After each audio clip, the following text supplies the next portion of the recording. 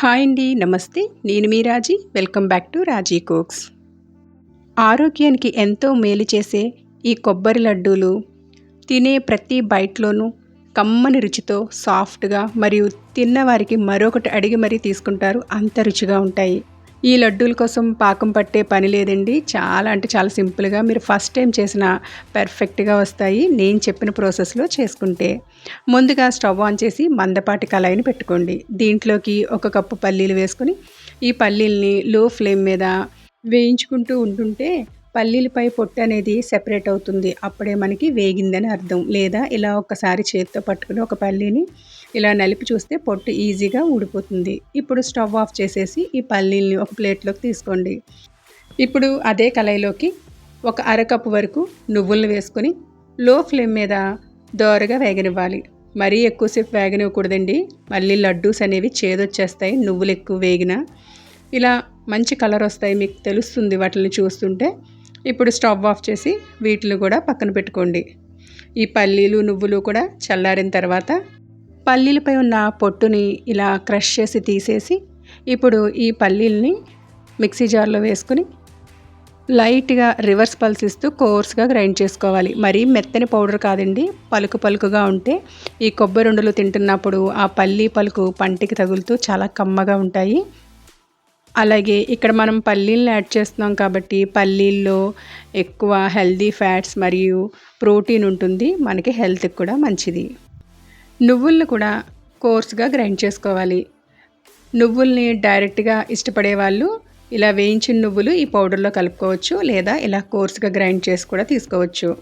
ఇప్పుడు స్టవ్ పై అదే కళాయిని పెట్టుకొని ఇందులోకి ఒక స్పూన్ వరకు నెయ్యిని వేసుకొని 2 కప్పుల పచ్చి కొబ్బరి తురుముని వేసుకోండి. ఇలా కాస్త నెయ్యిలో పచ్చి కొబ్బరిని మరీ ఎక్కువసేపు కాదండి, 2-3 నిమిషాలు వేగితే చాలు. అందులో పచ్చిదనం పోయేంత వరకు ఇలా కొద్దిసేపు వేయించుకున్నాక దీన్ని తీసి పక్కన పెట్టుకోండి.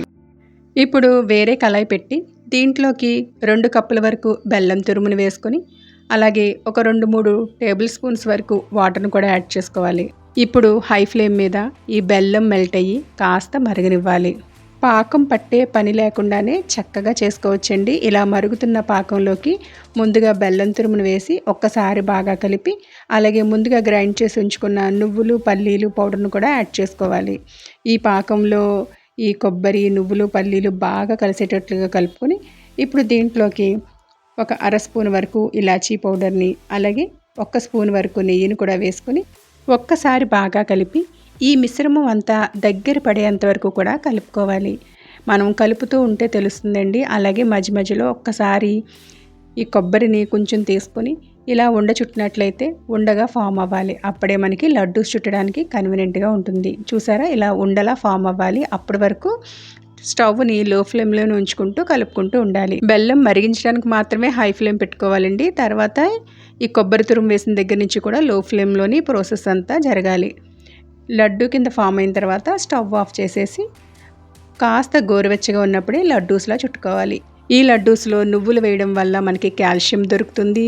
అలాగే పల్లీల వల్ల ప్రోటీన్, ఈ మూడాట్లలో కూడా గుడ్ ఫ్యాట్స్ ఉంటాయి.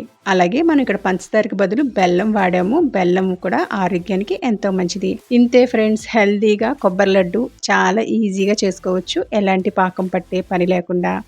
మరి పండగలకు వచ్చే కొబ్బరి చిప్పలు వేస్ట్గా పక్కన పెట్టకుండా ఇలా లడ్డూలు చేసి పెట్టండి. పిల్లలు 1కి 2-3 తింటారు, అంత టేస్టీ. అలాగే వీటిలో మనం యూజ్ చేసే ఇంగ్రీడియంట్స్ వల్ల హెల్తీ కూడా. మరి మీకు ఈ రెసిపీ నచ్చిందా? నచ్చితే లైక్ చేయండి. అలాగే మీ ఫ్రెండ్స్కి రిలేటివ్స్కి షేర్ చేయండి.